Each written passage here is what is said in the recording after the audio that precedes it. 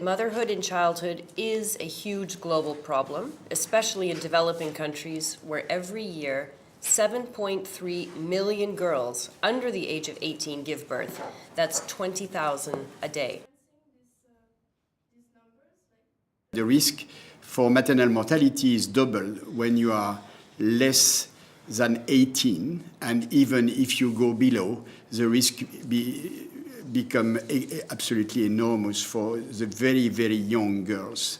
Very often, not because we cannot save these lives, but because they have no access to anything. They are not able to take any decision.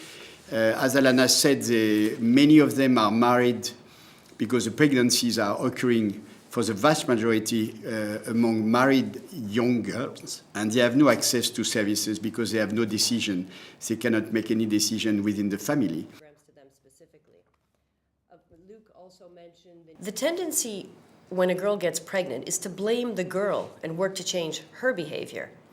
But for most adolescents below age 18, and especially for those younger than 15, pregnancies are not the result of a deliberate choice. They're generally the result of an absence of choices and of circumstances beyond the girl's control. To be able to access sexual and reproductive health, of the 7.3 million births a year to girls under 18, 2 million are to girls 14 or younger. And of course, pregnancy has an impact on all adolescents, but very young girls are particularly vulnerable given their increased risk to exploitation, child marriage, and sexual coercion. Early pregnancy takes a toll on girls' health, education, and rights.